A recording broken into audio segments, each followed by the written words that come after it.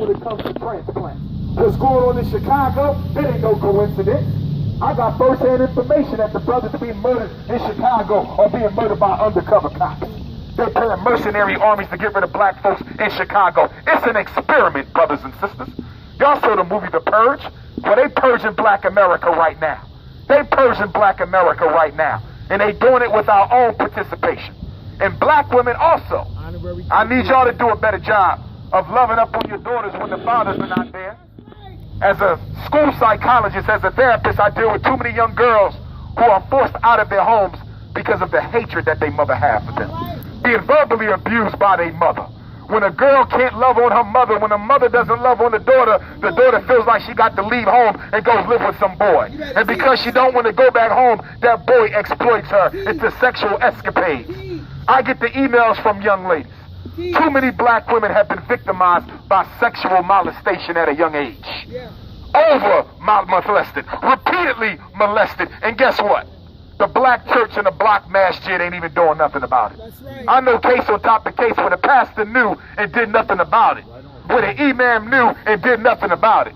How in the hell you claim to be a spokesman for God and you can't even do God's work? And speaking of the black church, brothers and sisters, we got to hold the black church accountable. Why isn't every minister in New York City out here right now?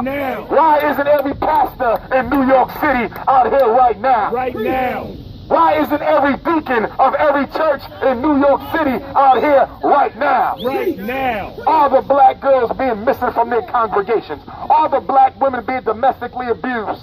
And black men, keep your goddamn hands off of black women. If you can't treat her right, get the hell away from her. Too many black women got to deal with being beat up by brothers. And it's a sad tale because she don't want to turn you in.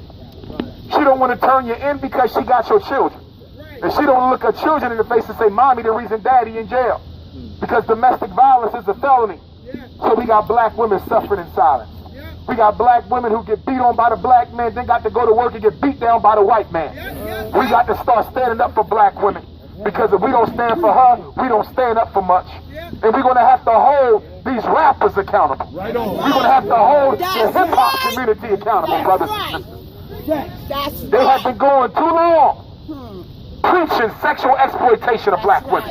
They have been going too long with misogynistic lyrics of black women, and they think because they donate a couple of dollars to the community center. They think because they give out a couple pair of sneakers.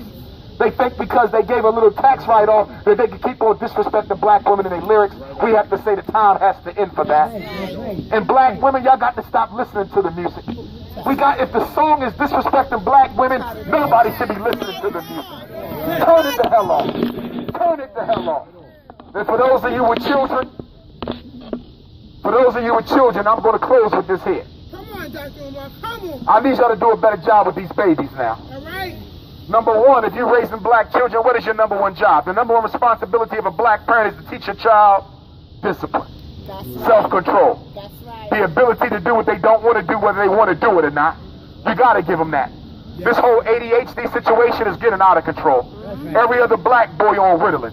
Every other black boy on Adderall. Every other black boy on Concerta. Every other black boy on Depakote. This is getting ridiculous. Attention deficit hyperactivity disorder? Nonsense. This ain't no daddy at home disorder, ADHD. Ain't no daddy at home disorder, ADHD. The solution to most of this is putting the fathers back in the houses. And black woman, let me explain something to you. I need you to get this. It's true, there's some brothers who don't want to be there because they're irresponsible. That's very true. But that's not the case for most black men. The reason why you don't see the marriage rate higher than what it is, the reason why you don't see the commitment rate higher than what it is because it's hard for a man to feel like a man when he cannot provide for his children. When we look at our history in America, you'll find that black men were still married to black women during slavery and after, through Reconstruction and through the Civil Rights Movement. So what happened all of a sudden to the state of the black family? I'll tell you what happened.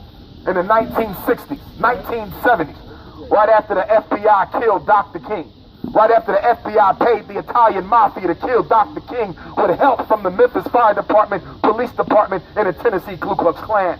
Right after they killed Dr. King, they said we got to destabilize the black community. And the only way to destabilize the black community is to destabilize the black family. And the only way to destabilize the black family is to get the black father out of the family. So guess what they did, brothers and sisters? They came into Brooklyn and Queens, Philadelphia, Chicago, and Detroit. And they started systematically removing all of the factories in the inner cities. Up until the 1950s, guess what? You didn't need to go to college to make a decent living. We got grandparents and great-grandparents who worked in the factories and lived well. No college degree whatsoever. Comfortable life. But in order to destabilize the black male, they took the factories out of the home, out of the community. And after they took the factories out of the community, they went into the high schools. And guess what they did? They took out all the industrial buildings.